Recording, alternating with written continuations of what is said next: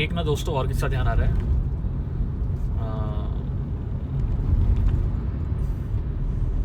किस्सा है दोस्तों, कोविड के डेज का किस्सा है। अब जनरली हम सभी लोग समझते हैं कि इंश्योरेंस की क्या इंपॉर्टेंस है, और कोविड के दिनों में तो उसकी इंपॉर्टेंस और भी बढ़ गई थी। और हम सभी लोगों ने सीखा कि हमें हेल्थ इंश्योरेंस, टर्म इंश्योरेंस कितना ज़रूरी है।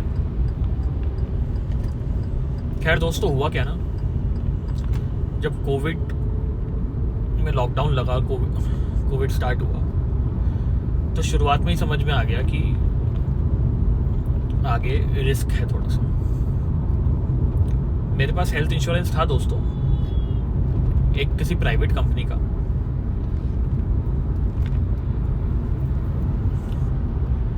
तभी मार्केट में ना दोस्तों एक पॉलिसी आई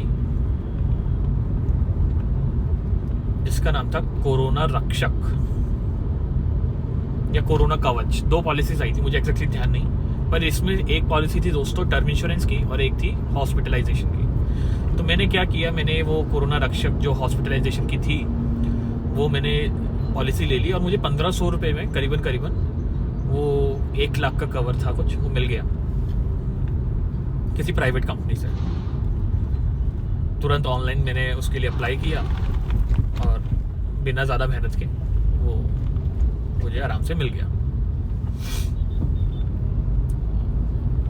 खैर दोस्तों, हुआ क्या, फिर उसी साल 2020 में ही मुझे नवंबर में फर्स्ट वेव में कोविड हो गया। भगवान की कृपा से मैं होम क्वारंटीन में ही ठीक हो गया, और मेरा ना दोस्तों घर पे इलाज चला। तो होम ट्रीटमेंट या डोमिसिलरी ट्रीटमेंट कहते हैं जिसे, वो चला डॉक्टर साहब की सलाह से दोस्तों, वो चला। अब उसमें भी ना मेरा मान के चलिए करीबन 15-20 दिन जो भी सारा कुछ इलाज चला। और फर्स्ट वेव में दोस्तों था क्या कि कोविड की जो समझ थी वो थोड़ा सा अभी डेवलप हो रही थी in doctor community as well. थोड़े से इलाज ऐसे भी थे जो शायद आप एक्सपेरिमेंटल इलाज या महंगे इलाज बोल सकते हो। तो जैसे उसमें एक फेविपिराविर खिलाते हैं, वो एक महंगी दवाई थी, या और भी जो दवाइयाँ देते थे। फिर डॉक्टर की कंसल्टेंसी भी उस वक्त महंगी होती थी क्योंकि पेशेंट्स बहुत ज़्यादा थे। तो खैर इलाज चला, और मेरा करीबन ना बिल बना, क्योंकि उस वक्त अगर 20,000 का। अब वो आप सोचेंगे इतना बिल क्यों बना, क्योंकि अगर कोई ब्लड टेस्ट के लिए भी घर पे भी आता था ना, तो पीपीटी पहन के आता था, जो ज़रूरी भी था। अब मेरे घर पे मेरे को डॉक्टर साहब ने कह दिया कि आज ब्लड टेस्ट कराना है, तो जो टेक्नीशियन साहब आएंगे वो उनको भी अपनी सेफ्टी का ध्यान रखना है, तो पीपीटी पहन के आते रहे। वो पीपीटी महंगी होती है, आपको चार्जेस लगते हैं उसके। फिर ना उस वक्त क्या होता था दोस्तों कि महंगी दवाई भी महंगी, कंसल्टेशन भी महंगा, टेस्ट भी महंगे, क्योंकि अब चाहोगे आप अच्छी लैब से कराओ। फिर एक ना दोस्तों उस वक्त टेस्ट होता था HRCT, जितना मुझे ध्यान आता है उसका नाम यही था HRCT, जो चेस्ट का बेसिकली स्कोर बताता था 0 से 25 तक का। अब ना दोस्तों हुआ क्या, इलाज खत्म होने के बाद मेरा टोटल बिल बना 20,000 का। और जब मैंने पॉलिसी ली थी तो मैंने यही हिसाब से पॉलिसी ली थी कि जो होम ट्रीटमेंट कवर करती हो। तो दोस्तों मैंने इसका शुरू से ही ध्यान रखा हुआ था कि ऐसी पॉलिसी लेंगे जो होम ट्रीटमेंट कवर करे। और वो मैंने पूरी फाइल बना के, वो जो भी एक प्राइवेट कंपनी थी, मैं नाम नहीं लूँगा, मैंने उनको फ़ोन किया, उनको ईमेल किया। तो उन्होंने मुझे कहा कि आप क्या करो, इन सबको स्कैन करके एक PDF में डाल के हमारे ऑनलाइन पोर्टल पे क्लेम सेक्शन में जाके इसको अपलोड कर दो। डॉक्यूमेंट्स की ज़रूरत नहीं है, फिजिकल डॉक्यूमेंट्स भेजने की ज़रूरत नहीं है। मैंने वैसे ही किया, सारे डॉक्यूमेंट्स अपलोड करके भेज दिए।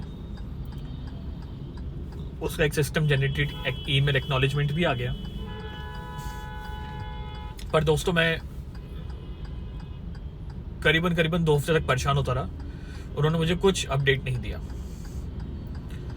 थक हार के मैंने दोस्तों क्या किया, मैं उनके कस्टमर केयर के पीछे लगा रहा, बहुत सारे ईमेल्स करे, बहुत सारे। तब जाके उन्होंने कहा कि आप ऐसा करिए, हमारा ऑनलाइन सिस्टम में ना कुछ फॉल्ट आ गया है और अभी हम ड्यूरिंग कोविड ऑनलाइन सिस्टम बंद कर रहे हैं। आप डॉक्यूमेंट्स हमें सारे ना एक फ़ाइल बना के भेज दीजिए। मैंने दोस्तों बिल्कुल वैसे ही किया, एक फ़ाइल बनाई, उसमें सारे जो भी क्लेम फॉर्म वगैरह था उनका वेबसाइट से निकाल के प्रिंट आउट निकाल के प्रॉपरली भर के जो भी सब जो चीज़ें मांगी थी उन्होंने एवरीथिंग, तो वो मैंने प्रॉपर बना के उनको जिस एड्रेस पे उन्होंने मांगे थे, गुड़गांव का कोई एड्रेस था दोस्तों, गुड़गांव के एड्रेस पे या नोएडा का एड्रेस था, मुझे ध्यान नहीं है अभी, वहाँ मैंने इनको भेज दिया। और मैंने भेजा स्पीड पोस्ट से, स्पीड पोस्ट से इनको रिसीव हो गया मेरे पास। भारतीय डाक का मैसेज आ गया कि वो उसमें ट्रैकिंग का वो आता है, आपके पास लिंक आता है, मैंने ट्रैक करके देखा, उसमें डिलीवर्ड दिखा रहा था। मैं दोस्तों इनके पीछे पड़ा रहा, जो कंपनी है, मैं उनको कस्टमर केयर पे काफ़ी बार कॉल किए, बात करी, वो डिलीवर होने के बावजूद दोस्तों वो लोग मुझे झूठ बोलते रहे कि सर हमारे पास तो ये कभी आया ही नहीं है, आपका हमारे को नहीं मिला है, कागज़ आपके हमारे नहीं मिले हैं। दोस्तों मुझसे क्या गलती हुई, मैंने रजिस्टर्ड पोस्ट नहीं कराई। रजिस्टर्ड पोस्ट में क्या होता है कि अगर आपका पोस्ट जहाँ डिलीवर करते हैं वहाँ से साइन लेते हैं एक छोटे से एक्नॉलेजमेंट पे, और वो आपके घर पे वापस आता है कि किस बंदे ने उसके साइन करके वो एक्नॉलेजमेंट आता है क्या उसकी ये डिलीवर हो गया, रिसीव हो गया। अब मैंने रजिस्टर्ड पोस्ट नहीं कराई, ये पहला एक गलती है, तो ये आप लोगों के सबक होना चाहिए कि कभी भी ऐसे कोई डॉक्यूमेंट्स कहीं भेजें तो रजिस्टर्ड पोस्ट से भेजें ताकि आपको एक्नॉलेजमेंट मिले उसका।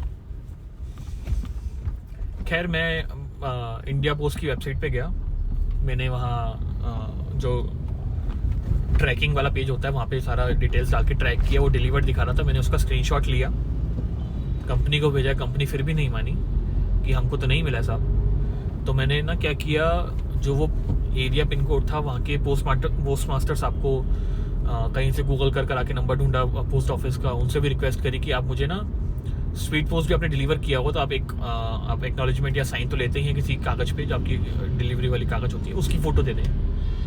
समहाउ ये वो प्रोसीजर सही प्रोसीजर नहीं था, तो उन्होंने मुझे देने से मना कर दिया।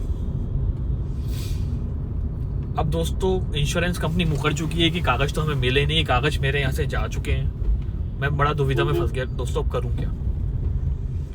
तो मैंने क्या किया ना दोस्तों, थक हार के एक ईमेल लिखा IRDAI को, जहाँ पे मैंने वो इंडिया पोस्ट के स्क्रीनशॉट डाले, अपने कोरियर डिटेल्स डाली, इंश्योरेंस का पूरा मैंने केस उनको समझाया, और साथ में CC कर दिया उस जो भी प्राइवेट कंपनी थी कि साहब मेरे को ऐसे तंग कर रहे हैं, फाइल डिलीवर हो गई तब भी झूठ बोल रहे हैं। और आप यकीन मानिए दोस्तों, मैंने सुबह मेल किया है 10-11 बजे और शाम को 4 बजे के आसपास ईमेल का जवाब आ गया है इंश्योरेंस कंपनी का कि हमें डॉक्यूमेंट्स आज मिल गए। दोस्तों वो डॉक्यूमेंट्स उस दिन नहीं, उससे 1 हफ्ता पहले ही उनको मिल चुके थे, पर शायद उनकी नीयत ठीक नहीं थी।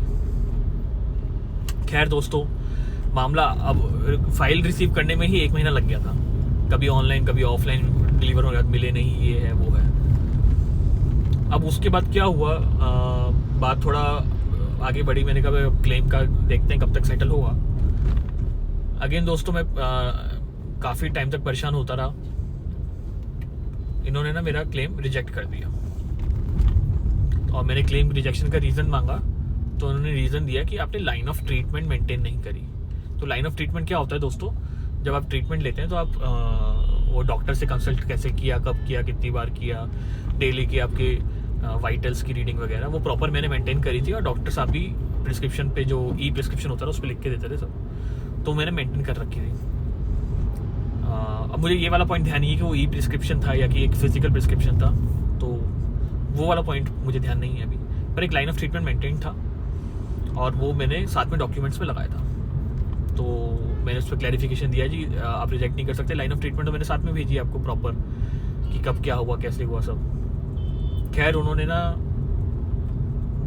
मैंने जब उसको जैसे एस्केलेट किया, उन्हीं के एक एस्केलेशन सिस्टम होता है इंश्योरेंस कंपनी में ही, तो उसी में मैंने एस्केलेट किया उन्हीं की कंपनी के सीनियर अथॉरिटी को, और उन्होंने बोला हम रिव्यू करते हैं। अब रिव्यू करने पे क्या किया उन्होंने, क्योंकि वो एक लाइन ऑफ ट्रीटमेंट मैंने मेंटेन कर रखी थी, तो इस बार अगला बहाना जो आया रिजेक्शन का वो कुछ और आया, और उसमें उन्होंने मेंशन किया कि आपने ओरल मेडिसिन ली हैं, आपने तो कोई इंजेक्शन लगवाई नहीं। ओरल मेडिसिन तो हम कवर ही नहीं करते। आपका तो ट्रीटमेंट ही ओरल है। आपने ऐसा कोई ट्रीटमेंट नहीं लिया है घर पे जिसमें आपको इंजेक्शंस लगे हों, जो या नॉन ओरल की कैटेगरी में आता हो। तो वो, और मेरे लिए ना बड़ा दोस्तों ये सरप्राइजिंग और हास्यास्पद दोनों ही था।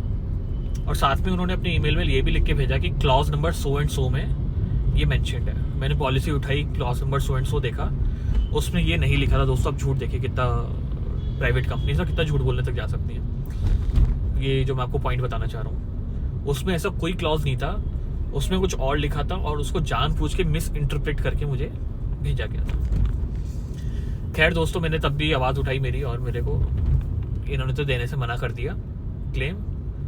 और मैंने बोला कि मैं ओम्बड्समैन में जाऊंगा, तो उन्होंने बोला खुशी खुशी जाइए, पर हम आपको क्लेम नहीं देंगे। अब दोस्तों हुआ क्या, थोड़े टाइम के लिए मैं भी इतनी लंबी प्रक्रिया से ना, एक डेढ़ महीने की जो प्रक्रिया हो चुकी थी, इससे थोड़ा हताश हो गया था। तो मुझे लगा कि यार अब 20,000 के लिए आप कितना ही परेशान हो सकते हो। पर वो एक पॉइंट के बाद ना दोस्तों 20,000 की बात नहीं होती है, आपके हक की बात हो जाती है। खैर मैं थोड़ा सा परेशान तो हुआ और मैंने वो छोड़ दिया। अब दोस्तों हुआ क्या, उसके शायद 6 महीने या साल भर बाद ना, मैं टीवी सीरियल में ना, मेरे को शार्क टैंक बड़ा पसंद था, अभी भी देखता हूँ मैं। तो उसमें एक कंपनी आई, इंश्योरेंस समाधान। उन्होंने अपना पिच किया और उन्होंने बताया वो क्या करते हैं, और तुरंत ही मेरे को फील हुआ कि मैं ये इनसे मदद ले सकता हूँ। मैंने दोस्तों वैसा ही किया, मैंने इंश्योरेंस समाधान में अपना केस डाला, वो मेरा एक्सेप्ट हो गया। उन्होंने जो जो बताया था, और जो बड़ा आसान सी चीज़ें थी, वो मैंने करके ओम्बड्समैन के पास भेजा, सारा अपना केस बना के। एक उनकी इनिशियल फीस थी 500 रुपये, वो मैंने ऑनलाइन जमा करा दी। उन्होंने मुझे गाइड किया, मैंने डॉक्यूमेंट्स ओम्बड्समैन के पास भेजे। दोस्तों, आप यकीन नहीं मानेंगे, कंपनी ने मेरा ना तो सिर्फ क्लेम सेटलमेंट किया तुरंत ही, तो एकदम तुरंत, और दूसरा उन्होंने ये और मुझे ऑफर किया कि आप तो बस केस को आगे मत बढ़ाइए, हमें केस के चक्कर में मतलब केस हियरिंग तक जाना ही नहीं है। अब तो जो भी आपने क्लेम सेटलमेंट 20,000 का था, हम तुरंत करते हैं इफ़ यू एक्सेप्ट इट। खैर कभी एक बार तो मन में आया कि ऐसे बदमाश कंपनी को, चोर कंपनी को सबक सिखाया जाए, पर एक आपकी लिमिटेड एनर्जी और टाइम हुआ है आपके पास, तो in the interest of that मैंने वो क्लेम सेटल कर लिया वहाँ। पर आप ये देखिए, जो दोस्तों मैं बताना चाह रहा हूँ कि अगर आपको कोई इंश्योरेंस से रिलेटेड समस्या आ रही है ना, तो कोशिश करें आप किसी अच्छे कंसल्टेंट या अच्छी कंपनी, जैसे कि इंश्योरेंस समाधान मैंने बताया, उनकी हेल्प लें। बाद में उन्होंने मेरे से केस जीतने के बाद कुछ मिनिमल फ़ी 10 या 12% चार्ज कर दी, जो मैंने तुरंत उनको ऑनलाइन भर दी, पर वो जो कि वाजिब भी थी। उन्होंने मेरा जो पैसे मेरे तो जा ही चुके थे, वो ही ना रिकवर करवाए मेरे को उन्होंने हेल्प किया पूरा प्रोसेस में। और दोस्तों, उस दिन लगा कि आप गलत सिस्टम के अगेंस्ट भी फाइट कर सकते हैं अगर आपके पास सही गाइडेंस हो। तो एक तो दोस्तों मुझे ये हेल्प हुई। दूसरा, मैं जो इसमें मैसेज देना चाह रहा हूँ ना दोस्तों, मैं प्राइवेट कंपनीज के अगेंस्ट नहीं हूँ, बट इंश्योरेंस वाले मामले में दोस्तों मेरे और भी एक्सपीरियंसेस हैं जो शायद मैं कभी शेयर करूँगा आप लोगों के साथ। कोशिश करें सरकारी कंपनी से इंश्योरेंस कराएं, थोड़ा सा महंगा है, पर दोस्तों इस तरीके की ठगियाँ वहाँ नहीं होती हैं। और आप यकीन नहीं मानेंगे, मेरे पेरेंट्स का भी इलाज हुआ, फैमिली मेम्बर्स का, सबका, और उनके पास ना सरकारी कंपनी की इंश्योरेंस थे, मैंने ही पता नहीं क्यों प्राइवेट में अटका हुआ था। उनके होम ट्रीटमेंट बड़ी आसानी से, बिना कोई एक्स्ट्रा पॉलिसी लिए, मैं तो एक्स्ट्रा पॉलिसी ली थी ये,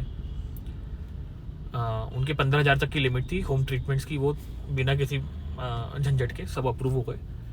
और मेरी जो ओरिजिनल हेल्थ पॉलिसी थी उसमें कभी उन्होंने होम ट्रीटमेंट ऑफर ही नहीं किया। इस कारण से मुझे ये कोरोना रक्षक एक प्राइवेट कंपनी से लेनी पड़ी थी।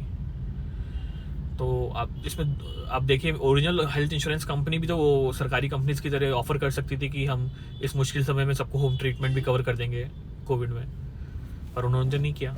और यहाँ पे मेरी जो सरकारी कंपनी थी जिसको मैं एंडोर्स करूँगा, जिसका नाम लूँगा, यूनाइटेड इंडिया, उन्होंने मुझे बिना परेशान किए और पूरे इंडिया में अपने जितने भी उनके क्लाइंट्स थे सबको होम ट्रीटमेंट अलाउ कर दिया। तो ये प्राइवेट कंपनीज क्यों नहीं कर सकती थी भाई? तो दोस्तों नीयत का फ़र्क होता है। और तब मुझे समझ में आया कि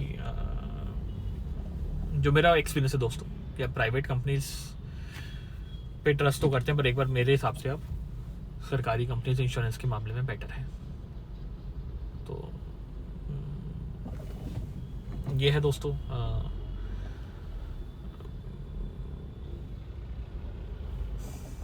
बाकी और कोई किस्सा याद आएगा तो मैं ज़रूर शेयर करूँगा आपके साथ अगली बार। और ना दोस्तों, इसमें एक चीज़ और मैं बताऊँ आपको कि सरकारी कंपनी में ना डॉक्टर को जो फीस मैंने ऑनलाइन पेटीएम से पे करी है, उनके स्क्रीनशॉट्स तक या फिर जो व्हाट्सएप पे चैट्स चली हैं डॉक्टर साहब से इलाज के लिए, वो तक कंसीडर कर ली गई थी। उसके लिए हमें परेशान नहीं किया गया था। बरस पर अगर यही प्राइवेट कंपनी है तो वो तो बिल्कुल कंसीडर ही नहीं करते आपके कि आपने पेटीएम से पेमेंट कर दी, इसको तो रिसिप्ट नंबर या जो भी है रिसिप्ट पे क्यों नहीं है, या व्हाट्सएप चैट पे कैसे मान लिया जाए कि आपने इलाज कराया है। अब वो समय ऐसा था नहीं कि आपका इलाज कराओगे तो कैसे बातचीत होगी, डॉक्टर साहब को स्टेटस कैसे दोगे। तो ये भी कितनी सुंदर बात है कि नीयत होनी चाहिए सही। जो यहाँ पे हमारी यूनाइटेड इंडिया कंपनी है, जो कि अपने देश की कंपनी है, एक सरकारी कंपनी है, उन्होंने उस सिचुएशन को कंसीडर किया, उसको समझा, और प्राइवेट कंपनी से बिल्कुल ऐसा नहीं किया। तो देखिए दोस्तों कितना फ़र्क है। ठीक है, अगली बार कुछ और कहानी सुनाएंगे। बाय।